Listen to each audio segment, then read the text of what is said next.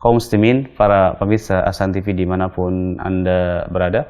Alhamdulillah senang sekali di hari ini, Kamis, kami kembali menemani Anda dalam program kajian rutin yang diasuh oleh guru kita Ustaz Abu Ja'far Cecep Rahmat LCMAG, hafizahullahu ta'ala.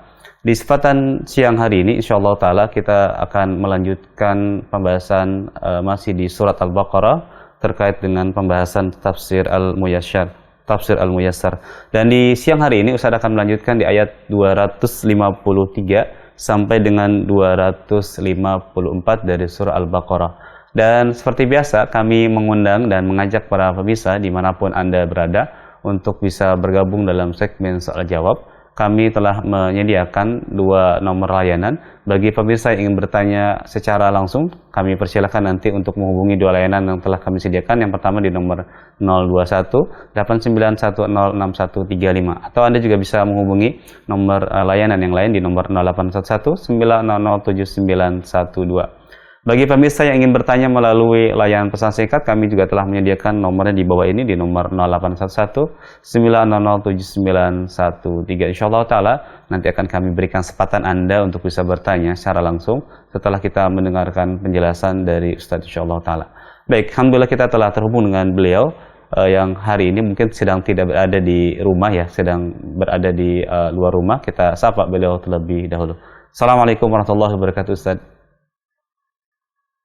Waalaikumsalam warahmatullahi wabarakatuh. Gimana Ustaz kabar? Sehat Ustaz? Alhamdulillah. Alhamdulillah sehat walafiat. Insyaallah. Sepertinya memang semoga antum juga. Alhamdulillah, jazakallahu khairan Ustaz. Sepertinya memang sedang tidak di rumah Ustaz ya. Sedang berada di mana Ustaz kalau boleh? Betul. Sedang di daerah Tanah Sereal ya, atau dekat warung Jambu. Masya Allah. Kota Bogor ya. Nah, baik Ustaz. Barakallahu fiik. Semoga Allah mudahkan live streaming di kesempatan siang hari ini sehingga semuanya berjalan dengan lancar. Baik, untuk menyingkat waktu kami persilahkan kepada Ustaz untuk memulai pembahasan. Falyatafaddal masykuran. Bismillahirrahmanirrahim. Assalamualaikum warahmatullahi wabarakatuh. Innal hamdalillah nahmaduhu wa nasta'inuhu wa nastaghfiruh wa na'udzu billahi min shururi anfusina wa min sayyiati a'malina may yahdihillahu fala mudilla lahu wa may yudlilhu fala hadiyalah. Ashhadu an la ilaha illallah wahdahu la syarika lah wa ashhadu anna Muhammadan 'abduhu wa rasuluh. Allahumma shalli wa sallim wa barik ala 'abdika wa rasulika Muhammad wa ala alihi wa ashabihi wa man tabi'ahum bi ihsanin ila yaumiddin. Amma ba'du, kaum muslimin dan muslimat, para pemirsa Ahsan TV yang semoga dirahmati dan dimuliakan Allah Subhanahu wa taala. Marilah kita senantiasa memuji dan bersyukur kepada Allah Subhanahu wa taala atas segala nikmat dan karunia yang Allah berikan kepada kita semua. Terutama nikmat iman, nikmat Islam, dan juga nikmat yang sangat penting bagi kita semua, yaitu nikmat kesehatan. Sehingga di kesempatan pagi ini, Allah Subhanahu wa ta'ala mudahkan kita semua untuk kembali bersama-sama menuntut ilmu syar'i. Kembali bersama-sama mentadaburi Al-Quran, mempelajari kitabullah dan sunnah Rasulullah sallallahu alaihi wasallam. Dan para pemirsa Ahsan TV yang semoga dirahmati dan dimuliakan Allah, di kesempatan hari ini insyaallah kita akan mengkaji ya surat Al-Baqarah ayat 253 dan 254 dengan izin Allah Subhanahu wa taala. Semoga para pemirsa sekalian sudah menyiapkan ya kitab tafsirnya atau mushaf terjemahnya untuk bisa mengikuti kajian ini dengan baik. Allah Subhanahu wa taala berfirman setelah a'udzubillahi minasyaitonir rajim. Tilkar rusulu faddalna ba'dahum 'ala ba'd wa bima tilkar rusulu faddalna ba'dahum 'ala ba'd minhum man kallama Allah wa rafa'a ba'dahum darajat wa atayna 'Isa ibn Maryam al-bayyinati wa ayyadnahu bi ruhil qudus walau syaa Allahu maqtatala alladziina min ba'dihim min ba'di ma ja'atuhumul bayyinat walakin ikhtalafu faminhum man amana wa minhum man kafar walau sya'allahu maqtatalu walakinnallaha yaf'alu ma yurid. Yang maknanya para rasul yang mulia itu Allah telah melebihkan sebagian dari mereka di atas sebagian yang lain sesuai dengan anugerah yang Allah limpahkan kepada mereka. Maka di antara mereka ada orang yang Allah berbicara dengan mereka secara langsung seperti Nabi Musa alaihissalam dan Nabi Muhammad sallallahu alaihi wasallam.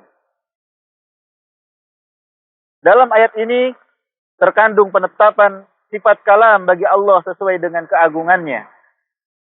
Dan di antara mereka, para rasul tersebut, ada yang Allah angkat menuju derajat-derajat yang tinggi seperti Muhammad sallallahu alaihi wasallam dengan universalitas keumuman risalahnya, ditutup kenabian dengannya, diunggulkannya umatnya di atas seluruh umat dan keistimewaan-keistimewaan lainnya. Kemudian dan Allah telah memberikan kepada Isa putra Maryam bukti-bukti mukjizat yang mencengangkan seperti menyembuhkan orang yang terlahir dalam keadaan buta dengan izin Allah dan orang yang mengidap penyakit lepra dengan izin Allah dan seperti menghidupkan orang-orang yang telah mati dengan izin Allah dan Allah memperkuatnya dengan malaikat Jibril. Dan sekiranya Allah menghendaki orang-orang yang datang setelah para rasul itu tidak saling membunuh, setelah datangnya bukti-bukti nyata kepada mereka, maka mereka tidak akan saling membunuh. Akan tetapi, perpecahan telah terjadi di antara mereka. Maka sebagian dari mereka ada yang tetap teguh di atas keimanannya, dan sebagian bersikeras dengan kekufurannya. Dan seandainya Allah berkehendak, pasca timbulnya perselisihan di antara mereka yang menyebabkan terjadinya saling bunuh, mereka tidak akan saling bunuh. Akan tetapi Allah memberikan taufik kepada orang yang dikehendakinya untuk taat kepadanya dan beriman kepadanya, dan mengabaikan orang yang dikehendakinya sehingga dia berbuat maksiat dan kafir kepadanya. Dan dialah Allah berbuat apapun yang dia kehendaki dan dia pilih. Para pemirsa Ahsan TV, kaum muslimin dan muslimat yang semoga dirahmati dan dimuliakan Allah Subhanahu wa taala, ya.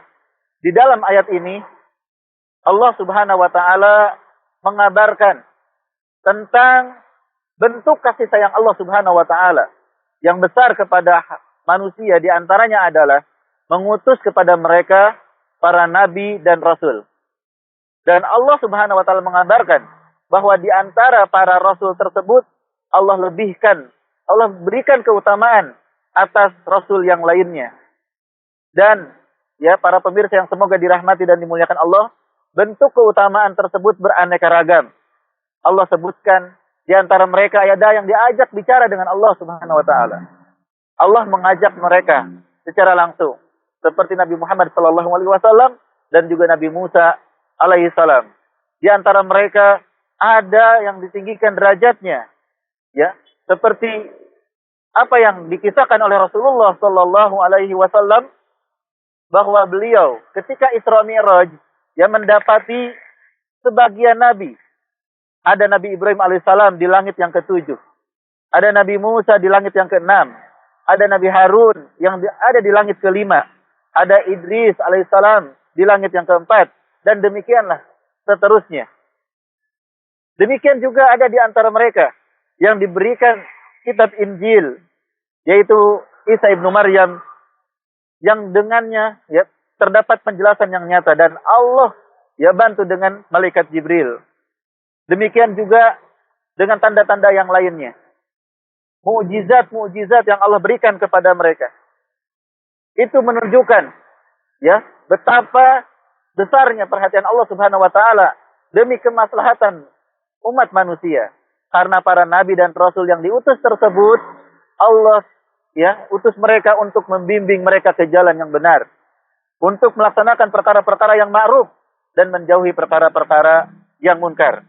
Dan Allah Subhanahu wa taala juga menjelaskan di dalam ayat ini bahwa sekiranya Allah menghendaki manusia tidak saling bermusuhan, manusia tidak saling membunuh setelah datang para rasul tersebut, setelah datang penjelasan yang nyata bagi mereka, akan tetapi Allah Subhanahu wa taala ingin menguji mereka untuk mengetahui siapa di antara mereka yang teguh dengan keimanannya, mengikuti dan taat terhadap perintah dan larangan Allah Subhanahu wa taala, dan siapa yang ingkar, yang bermaksiat dan kufur kepada Allah Subhanahu wa taala. Kaum muslimin dan muslimat yang semoga dirahmati dan dimuliakan Allah. Allah menjelaskan yang demikian itu karena Allah melakukan apa yang Allah kehendaki. Jika Allah kehendaki, pasti akan terjadi. Dan jika Allah tidak menghendaki, maka tidak akan pernah terjadi. Sehingga para pemirsa, kaum muslimin dan muslimat yang semoga dirahmati dan dimuliakan Allah, dari ayat ini kita bisa mengambil beberapa pelajaran. Ya, di antaranya adalah bahwasanya para nabi dan rasul ya itu bertingkat-tingkat dari sisi keutamaannya. Faddalna ba'dahum ala ba'd. Ya, kami lebihkan di antara mereka dari sebagian yang lain. Sehingga para pengikut Rasul pun demikian. Jika para nabi dan rasul bertingkat-tingkat keutamaannya, demikian juga para nabi dan rasul. Ya. Sebagaimana firman Allah Subhanahu wa taala, "Kuntum khaira ummatin ukhrijat linnas." Kalian wahai kaum muslimin, pengikut Nabi Muhammad sallallahu alaihi wasallam, khususnya para sahabat, adalah sebaik-baik umat yang dikeluarkan untuk manusia. Dalam surat Ali Imran ayat 110. Demikian juga sabda Nabi sallallahu alaihi wasallam, "Khairun nasi qarni, tsummal ladzina yalunahum, tsummal ladzina yalunahum." Sebaik-baik manusia adalah pada masaku, kemudian setelah mereka, kemudian setelah mereka. Demikianlah Allah lebihkan para sahabat dari generasi setelahnya, dan Allah lebihkan juga para tabi'in dari generasi setelahnya, para tabi'ut tabi'in. Sebagaimana para nabi dan rasul diberikan kelebihan atas sebagian yang lain. Sehingga para pemirsa Hasan TV yang semoga dirahmati dan dimuliakan Allah, kita harus meyakini bahwa keutamaan-keutamaan tersebut adalah pemberian dari Allah Subhanahu wa taala. Allah berikan keutamaan siapa yang dikehendakinya. Ya. Dan kalau kita perhatikan, keutamaan tersebut beriringan dengan besarnya ujian yang menimpa mereka. Sebagaimana sabda Nabi sallallahu alaihi wasallam, "A'zamul bala al-anbiya, tsummal amsal fal amsal." Yang paling besar ujiannya adalah para nabi, kemudian yang semisal mereka dan yang semisal mereka. Maka semakin besar ujian yang Allah berikan, juga demikian juga semakin besar keutamaan yang akan didapatkan jika menghadapi ujian tersebut. Ya, dengan kesabaran dan dengan keteguhan keimanan kepada Allah Subhanahu wa ta'ala. Kemudian, meskipun kita mengetahui para pemirsa bahwa setiap nabi atau seorang nabi Allah lebihkan atas nabi yang lain, namun kita harus memiliki adab kepada para nabi dan rasul tersebut. Ya. Kita harus beradab. Ya, jangan menyebutkan seakan-akan seorang nabi ada kekurangannya. Seorang nabi memiliki kelemahannya. Karena ketika Rasulullah SAW menyebutkan, ya, ana sayyidu waladi Adam wala fakhr. Aku adalah penghulu, ya, anak-anak Adam, dan ini bukan suatu kesombongan. Hanyalah min babil ikhbar. Hanya dalam bentuk untuk mengabarkan, bukan untuk mengunggulkan dan membanggakan diri sendiri. Mengabarkan suatu realita, mengabarkan suatu kenyataan, ya, tentang kondisi yang sebenarnya, di mana beliau sallallahu alaihi wasallam adalah, ya, manusia atau makhluk yang terbaik. Maka demikian juga ketika kita meyakini, ya, beliau adalah Rasul terbaik, maka tidak boleh kita menghinakan Nabi dan Rasul yang lainnya. Ayat ini juga menunjukkan para pemirsa yang semoga dirahmati dan dimuliakan Allah, penetapan sifat al-kalam bagi Allah Subhanahu wa ta'ala. kita meyakini bahwasanya Allah Subhanahu wa taala berbicara sesuai dengan kehendaknya kepada siapa yang dikehendaki dengan cara yang dikehendaki yang tentunya berbeda dengan makhluknya. Tidak sama pembicaraan Allah dengan pembicaraan makhluknya. Allah Subhanahu wa taala berfirman, "Laisa kamitslihi syai'un wa huwas samiul basir." Tidak ada sesuatu yang serupa dengannya dan Dia Maha mendengar lagi Maha melihat. Kemudian pelajaran berikutnya para pemirsa Hasan TV, kaum muslimin dan muslimat yang semoga dirahmati dan dimuliakan Allah, bahwa siapa saja yang diajak bicara oleh Allah Subhanahu wa taala, ya, yang demikian adalah keutamaan bagi orang tersebut. Yang demikian adalah tanda Allah meninggikan derajat, ya, orang tersebut. Dalam hal ini yang diajak bicara, ya, diantaranya adalah Nabi Musa alaihissalam dan tentunya Nabi kita yang mulia Nabi Muhammad, ya, sallallahu alaihi wasallam. Allah berfirman, wa kallamallahu Musa taklima. Allah Subhanahu wa taala berbicara kepada Nabi Musa dengan sebenar-benar pembicaraan sesuai dengan keagungannya yang berbeda dengan makhluknya. Kemudian pelajaran selanjutnya dari ayat ini adalah penetapan kenabian Nabi Isa alaihissalam. Sebagai seorang muslim, kita harus yakin bahwa Isa, putranya Maryam, adalah seorang nabi dan rasul. Ya, di antara para nabi dan rasul yang Allah utus. Wa ataina Isa ibn Maryam al-bayyinat. Kami berikan kepada Isa ibnu Maryam, ya, penjelasan bukti-bukti, yaitu kitab Injil dan juga mukjizat-mukjizat lainnya yang menunjukkan bahwa beliau benar-benar seorang nabi dan rasul. Sehingga kita tidak boleh melecehkan dan meremehkan beliau alaihissalam sebagaimana yang dilakukan oleh orang-orang Yahudi, di mana mereka mengatakan Nabi Isa alaihissalam sebagai anak zina. Ya, mereka mencela dan menghina. Bahkan mereka orang-orang Yahudi, ya, dikabarkan berusaha untuk membunuh Nabi Isa alaihissalam. Namun juga kita berkeyakinan meskipun beliau ini seorang nabi dan rasul, beliau adalah seorang hamba Allah. Bahkan beliau adalah ibnu Maryam. Beliau adalah seorang anak dari seorang wanita yang bernama Maryam, seorang wanita yang salihah, wanita yang suci, yang tidak pernah disentuh oleh laki-laki manapun.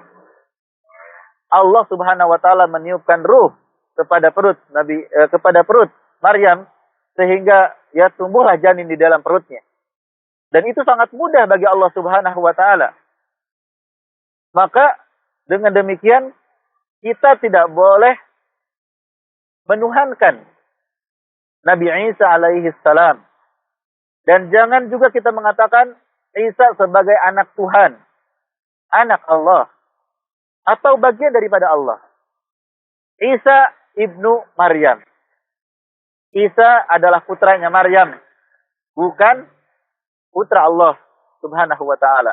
Karena Allah Subhanahu wa taala sebagaimana di dalam surat Al-Ikhlas, lam yalid wa lam yulad. Tidak memiliki anak dan juga ya tidak memiliki orang tua. Tidak melahirkan, tidak juga dilahirkan. Allah Subhanahu wa taala Al-Ahad yang Maha Esa. Dan meskipun ya beliau seorang nabi dan rasul, beliau tetap membutuhkan pertolongan Allah Subhanahu wa taala. Sehingga Allah kabarkan wa ayyadnahu biruhil qudus. Ya, dan kami tolong dengan malaikat Jibril. Berikutnya para pemirsa Hasan TV, kaum muslimin dan muslimat yang semoga dirahmati dan dimuliakan Allah. Ayat ini juga menunjukkan pujian terhadap malaikat Jibril alaihissalam. Di mana Allah Subhanahu wa taala menyebutnya sebagai Ruhul Qudus dan juga dijadikan atau diutus oleh Allah Subhanahu wa taala untuk menyampaikan wahyu, menyampaikan risalah dan untuk menolong hamba-hambanya dari kalangan para nabi dan rasul. Sebagaimana hadis ini, ayat ini juga para pemirsa yang semoga dirahmati dan dimuliakan Allah, memberikan pelajaran bagi kita semua penetapan adanya masyiah. Penetapan adanya masyiah atau kehendak bagi Allah Subhanahu wa taala. Karena Allah mengabarkan walau Allah, jika Allah menghendaki. Ini menunjukkan Allah memiliki kehendak. Maka manusia tidak bebas ya dengan perbuatannya. Mereka diberikan kehendak manusia. Akan tetapi kehendak manusia berada di bawah kehendak Allah Subhanahu wa taala. Mereka tidak bisa terpisah ya sendiri dalam berkehendak. Kehendak mereka di bawah kehendak Allah Subhanahu wa taala. Sehingga ayat ini juga bantahan bagi kelompok Qadariyah. Ya. Karena orang-orang Qadariyah, mereka-mereka yang menolak takdir mengatakan sesungguhnya ya, perbuatan hamba itu bukan atas kehendak Allah Subhanahu wa taala. Orang-orang Qadariyah mengatakan manusia bebas. Ya, bukan atas kehendak Allah Subhanahu wa taala. Maka ayat ini jelas bantahan bagi mereka karena Allah menyebutkan kalau saja Allah menghendaki mereka tidak saling membunuh. Artinya perbuatan mereka tergantung juga dengan kehendak Allah Subhanahu wa taala. Kemudian, pelajaran yang bisa kita ambil juga para pemirsa yang semoga dirahmati dan dimuliakan Allah, bahwa tidaklah orang-orang kafir memerangi orang-orang beriman, melainkan ya karena penentangan dan kesombongan serta kezaliman mereka. Karena mereka sudah mengetahui kebenarannya. Allah berfirman, "Mim ba'di ma ja'athumul bayyinat." Setelah datang kepada mereka bukti-bukti yang nyata. Mereka sudah mengetahui mana yang benar, mana yang salah.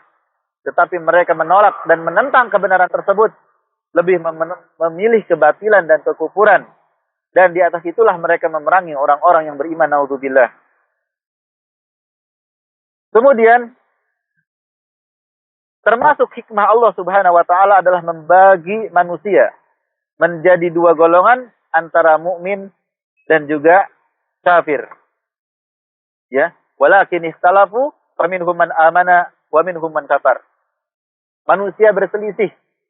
Di antara mereka ada yang beriman dan di antara mereka ada yang kafir. Ya. Sehingga dengan adanya pembagian ini ya, maka tidak ada syariat jihad. Tidak ada ujian-ujian bagi orang beriman. Justru dengan adanya ya dua golongan manusia seperti ini, maka ada hikmah yang besar di balik hal tersebut. Ayat ini juga para pemirsa yang semoga dirahmati dan dimuliakan Allah, selain bantahan bagi Qadariyah, juga bantahan bagi Jabariyah. Kelompok ya yang mengatakan manusia itu seperti wayang, tidak memiliki kehendak, tidak memiliki pilihan, terpaksa dalam perbuatannya. Mereka mengatakan demikian dan itu adalah pemahaman yang salah. Mengapa di dalam ayat ini Allah mengatakan minhum man amana wa minhum man kafar? Kenyataannya manusia tidak terpaksa. Manusia memilih. Di antara mereka ada yang beriman dan di antara mereka ada yang kafir. Sebagaimana dalam ayat-ayat yang lain. Minkum man yuridud dunya wa minkum man yuridul akhirah. Di antara kalian ada yang menginginkan dunia dan di antara kalian ada yang menginginkan akhirat. Ya. Jadi manusia tidak terpaksa. Maka tidak benar apa yang diucapkan oleh orang-orang Jabariyah yang mengatakan manusia ini terpaksa dalam perbuatan. Kemudian para pemirsa yang semoga dirahmati dan dimuliakan Allah Subhanahu wa taala, ayat ini juga menunjukkan adanya iradah ya. Kehendak bagi Allah Subhanahu wa taala. Allah berfirman, "Walakinnallaha yaf'alu ma yurid." Akan tetapi Allah berbuat dan melakukan apa yang dia kehendaki, apa yang dia inginkan. Dan perlu kita ketahui bahwa iradah, kehendak Allah Subhanahu wa taala itu ya ada yang syar'iyah dan ada yang kauniyah. Ada yang iradah syar'iyah dan ada yang iradah kauniyah.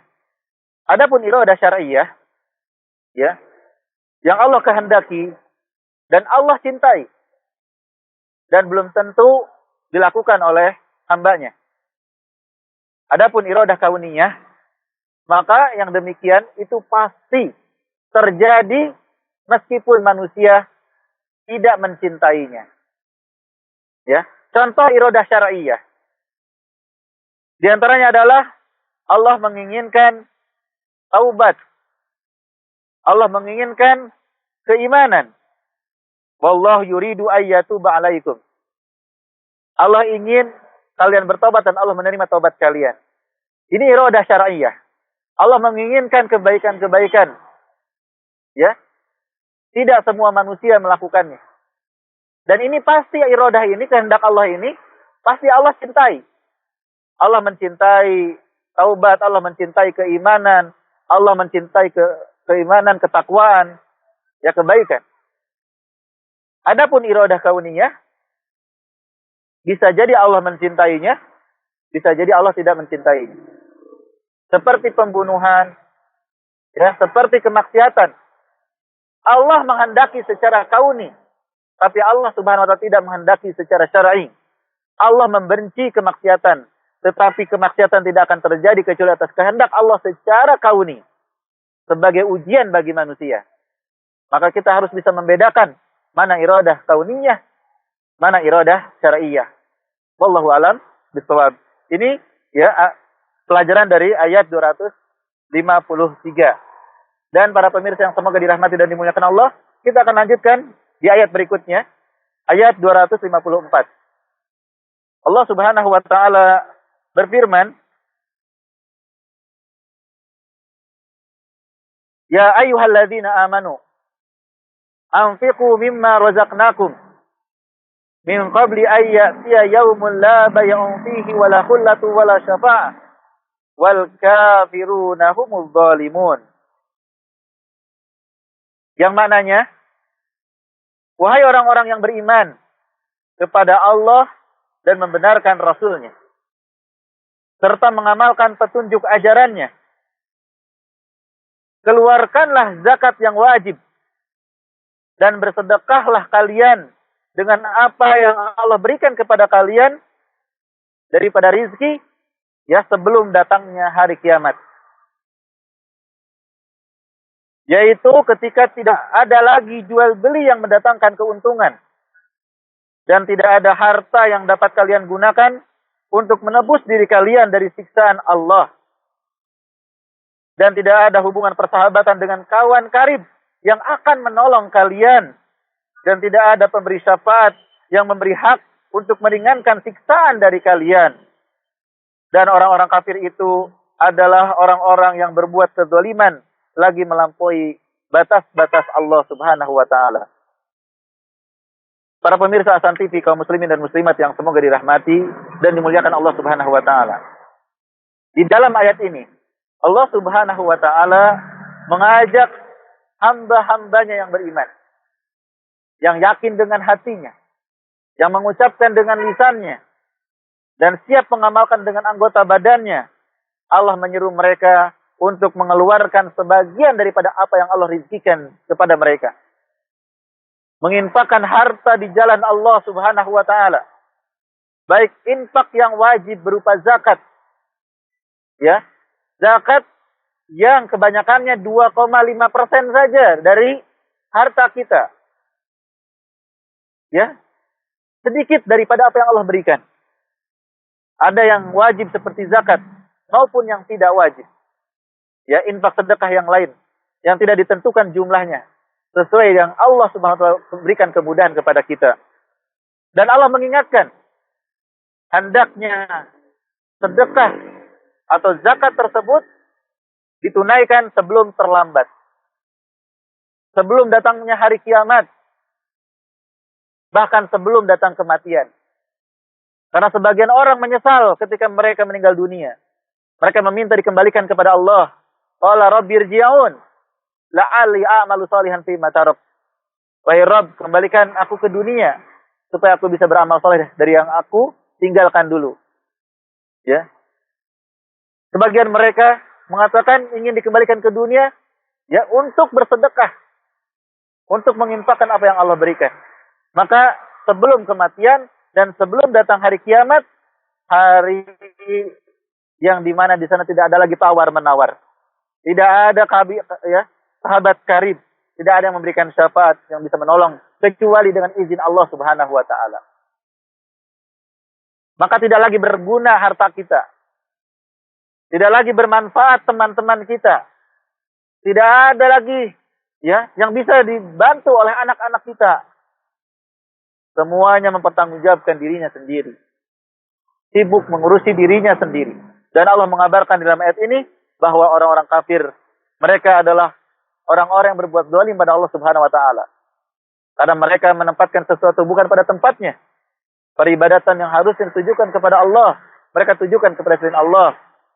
Hamba yang harusnya di dunia ini mengabdikan dirinya untuk beribadah karena tujuan penciptanya adalah untuk beribadah, mereka justru meninggalkan ibadah tersebut.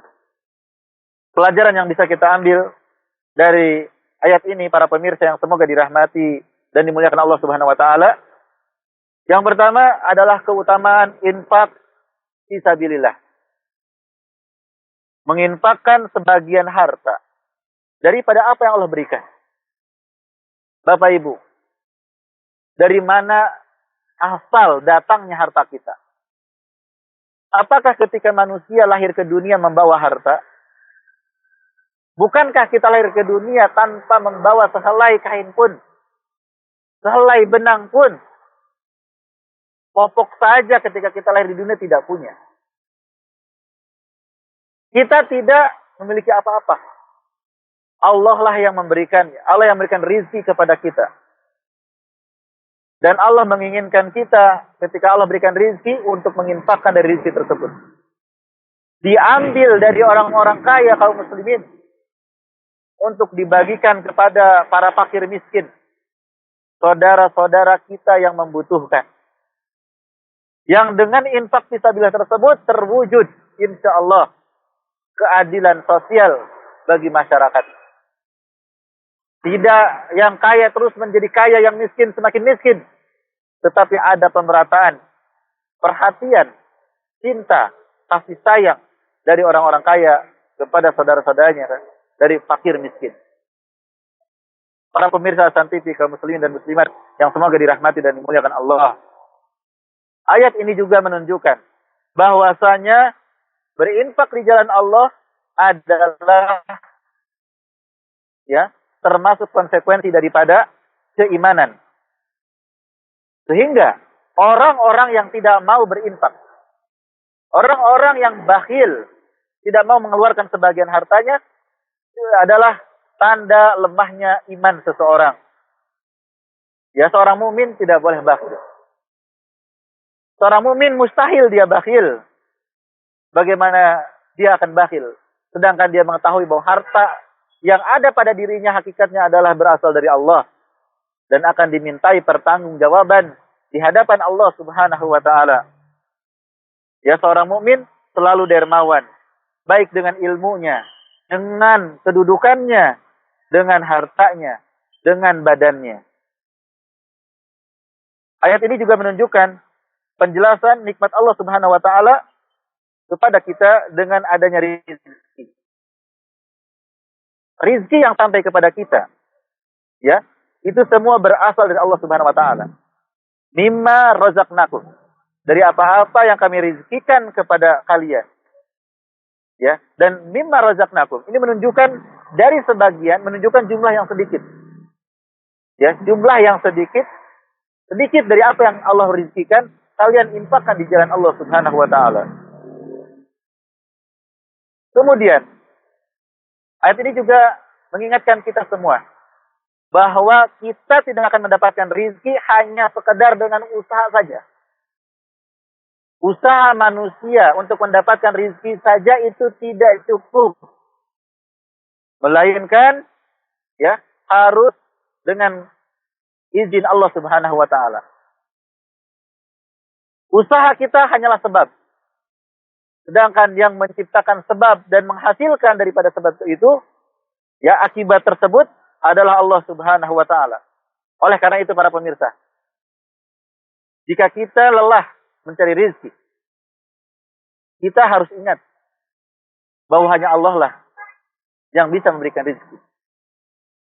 Kita tidak bisa mendapatkan apa yang kita inginkan kecuali jika Allah memberikannya kepada kita, menghendakinya untuk kita. Kemudian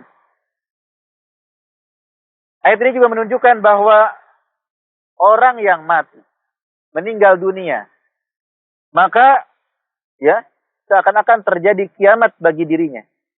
Sehingga bagian ulama menyebut bahwa kematian adalah kiamat kecil bagi seseorang. Mengapa demikian? Karena orang yang meninggal dunia ya tidak bisa lagi tawar-menawar, tidak bisa lagi jual beli, tidak bisa lagi ya bersama keluarga dan sahabatnya. Mereka mengalami kematian seakan-akan terjadi kiamat bagi dirinya. Sehingga disebut juga dengan kiamat kecil. Ayat ini juga menunjukkan bahwa kekufuran adalah kezaliman ya yang paling besar. Demikian juga dengan kesyirikan. Inna syirka la dzulmun azim. Sesungguhnya kesyirikan itu benar-benar ya kezaliman yang sangat besar. Kemudian ayat ini mengingatkan kita bahwa harta tidak bermanfaat sedikit pun bagi kita setelah kematian. Oleh karena itu Rasulullah SAW mengingatkan, "Idza mata ibnu Adam, in qata amalu ila ihda salat." Jika anak Adam meninggal dunia, terputuslah seluruh amalannya kecuali 3. Di antaranya shadaqatun jariyah. Sedekah jariyah. Harta yang bermanfaat bagi orang yang sudah meninggal adalah harta yang ketika dia hidup, dia sedekahkan untuk Allah Subhanahu wa taala. Ayat ini juga para pemirsa bantahan bagi Jabariyah yang mengatakan manusia terpaksa, yang mengatakan manusia tidak memiliki kehendak. Karena di dalam ayat ini Allah perintahkan, infakkanlah wahai manusia. Artinya, ada yang melaksanakan perintah Allah dengan menginfakkan hartanya, ada yang tidak. Ya, ini menunjukkan manusia pun memiliki pilihan. Apakah mau menjadi dermawan, ataukah mau menjadi orang yang bakhil. Ya, tidak dermawan. Kemudian, ayat ini juga menunjukkan bahwa Allah Subhanahu wa taala tidak melihat jumlah, ya seberapa banyak jumlah yang diinfakkan. Maka tidak boleh kita minder, merasa malu, walaupun yang kita infakkan itu adalah jumlahnya sedikit. Karena sekecil apapun, akan dibalas oleh Allah Subhanahu wa taala. Adalah kebiasaan orang munafik yang memperolok-olok orang beriman, dikarenakan orang beriman ada yang infaknya satu so atau jumlah yang sangat sedikit. Orang munafik mengatakan Allah tidak butuh infak dari yang sedikit. Ini adalah perkataan tidak benar. Dan Allah memang tidak membutuhkan manusia, tidak membutuhkan infak mereka. Yang membutuhkan infak adalah manusia itu sendiri. Allah tidak butuh harta kita. Yang butuh kita untuk beribadah dan berinfak adalah diri kita sendiri. Kita membutuhkan pahala dari Allah. Kita membutuhkan kecintaan Allah Subhanahu wa taala. Wallahu a'lam bishawab. Para pemirsa Hasan TV kaum muslimin dan muslimat yang semoga dirahmati dan dimuliakan Allah. Mungkin demikian yang bisa saya sampaikan di kesempatan ini. Mohon maaf, saya sedang dalam kegiatan di luar, ya, ada kebutuhan sehingga mungkin ada hal-hal yang belum dipersiapkan atau kurang maksimal. Semoga Allah tetap memberikan taufik dan menjadikan kita termasuk orang yang bisa mentadabburi Al-Quran, mengambil pelajaran darinya, dan tentunya bisa mengamalkannya. Wallahu a'lam bishawab. Saya kembalikan kembali ke studio. Ustaz Abdul Rahman, tafadhol. Nah, Ustaz, barakallahu fiik wa jazakumullah khairan atas penjelasan yang tadi telah disampaikan oleh Ustaz. Mudah-mudahan kita bisa memahami dan mengambil manfaat dari apa yang telah disampaikan oleh Ustaz. Baik, para pemirsa dan kaum muslimin dimanapun Anda berada, tibalah saatnya kami berikan kesempatan bagi Anda di sisa waktu yang ada, yakni 9 menit lagi. kita berikan kesempatan Anda untuk bisa bergabung dalam segmen Soal Jawab. Kami telah menyediakan 2 layanan telepon di layar televisi Anda bagi yang ingin bertanya secara langsung, dan kami juga telah menampilkan nomor telepon bagi pemirsa yang ingin bertanya melalui layanan pesan singkat. Baik, sebelum kita menerima telepon yang masuk, kita akan bacakan beberapa pertanyaan. Yang pertama, Ustadz, beliau bertanya, Assalamualaikum warahmatullahi wabarakatuh. Ustadz, apakah dengan seringnya dan banyaknya musibah seperti gempa dan yang lainnya yang baru-baru ini terjadi, itu menandakan semakin dekatnya hari kiamat? Apakah benar demikian, Ustadz? Mohon jawabannya. Jazakumullahu khairan. Wa jazakumullahu khairan. Terima kasih atas pertanyaannya Bapak. Ya, benar sekali bahwa inna min asyrati sa'ah ya kasratuz zalazil, bahwa di antara tanda-tanda hari kiamat adalah banyaknya gempa, ya. Dan bukan hanya itu saja, banyaknya pembunuhan, banyaknya anak-anak yang durhaka kepada orang tuanya, banyaknya ya bangunan-bangunan yang ditinggikan, padahal mereka adalah orang-orang yang miskin papa, ya, dan lain sebagainya.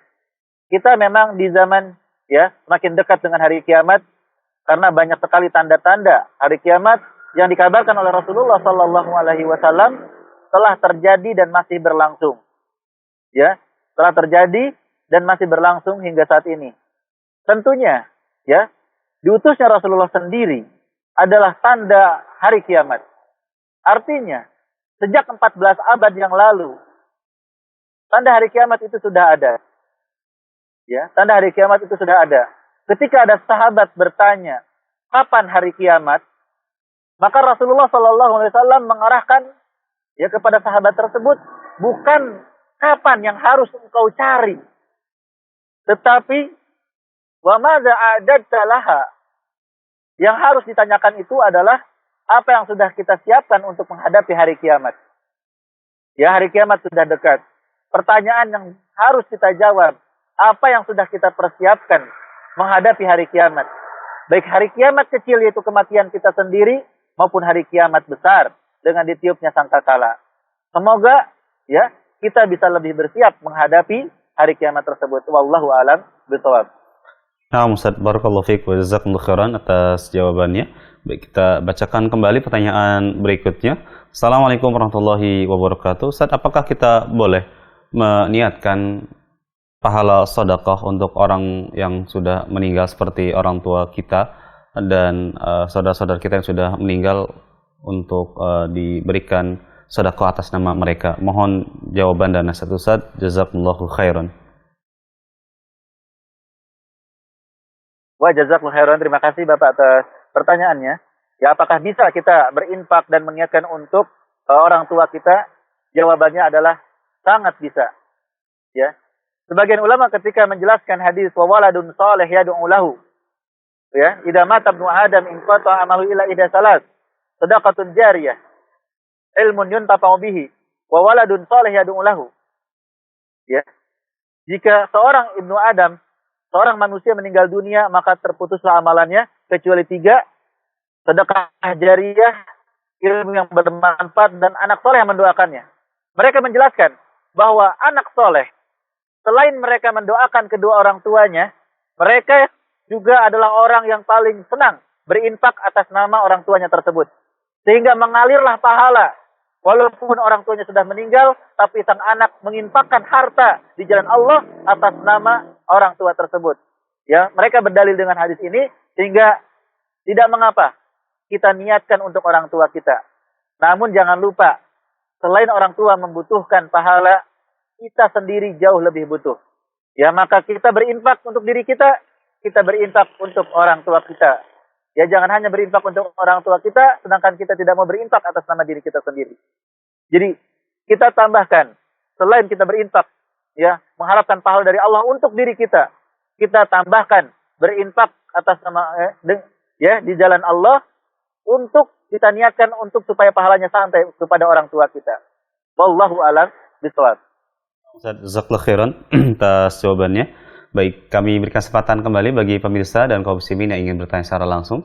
untuk menghubungi kami di nomor 021891061135, atau Anda juga bisa menghubungi nomor layanan yang lain di nomor 081190079112. Baik, Ustaz, kita bacakan pertanyaan berikutnya. Ini masih terkait dengan pertanyaan sedekah. Ustaz, mana yang lebih diutamakan bagi kita? Ada rezeki, tapi juga kita memiliki hutang.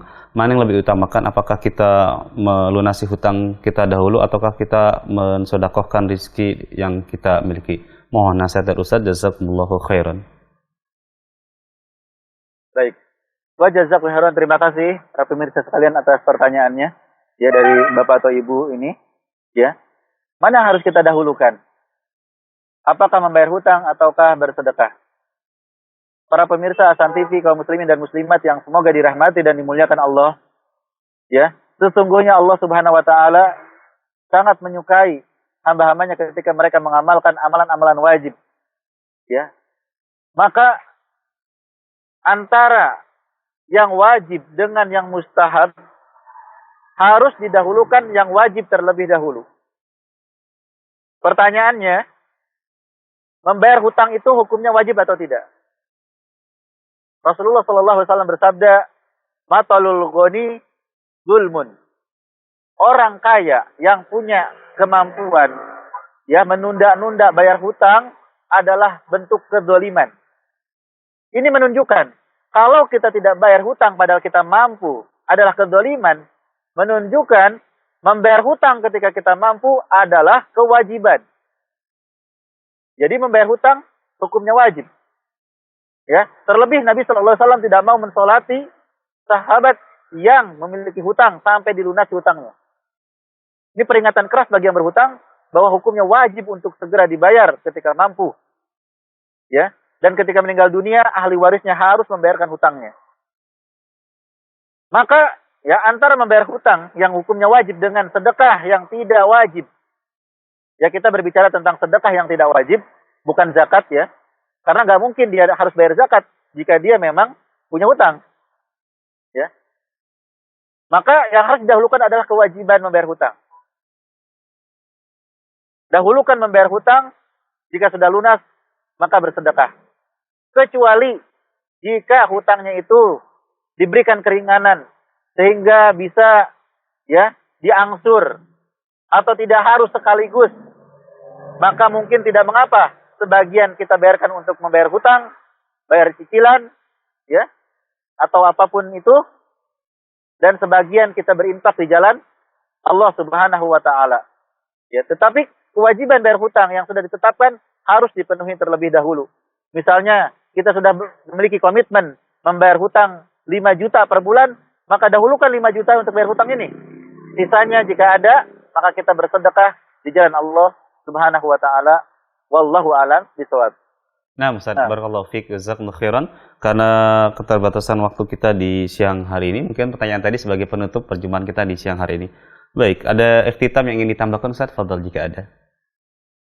Cukup, insyaallah. Barakallahu fikum, semoga bermanfaat. Nah, Ustaz, barakallahu fiik wa jazakumullahu khairan atas nasihat-nasihat yang telah disampaikan oleh Ustaz. Kami ucapkan juga jazakumullahu khairan atas keluangan waktu Ustaz di sela-sela kesibukan beliau masih menyempatkan waktu untuk memberikan nasihat kepada kita semua. Sekali lagi kami ucapkan jazakumullah khairan. Dan tak lupa juga kami ucapkan jazakumullah khairan kepada seluruh kaum muslimin dan pemirsa Hasan TV yang terus menyimak tayangan kajian bersama Ustaz Abu Ja'far Cecep Rahmat LCMAG hafizahullahu taala di setiap hari Kamis. Baik, mungkin ini saja yang bisa kami sampaikan. Mohon maaf jika ada kekurangan dalam program kajian di kesempatan siang hari ini. Kami atas nama kru yang bertugas mohon undur diri. Kita tutup kajian ini dengan doa kafaratul majlis. Subhanakallahumma wa bihamdika asyhadu an la ilaha illa anta astaghfiruka wa atubu ilaik. Assalamualaikum warahmatullahi wabarakatuh.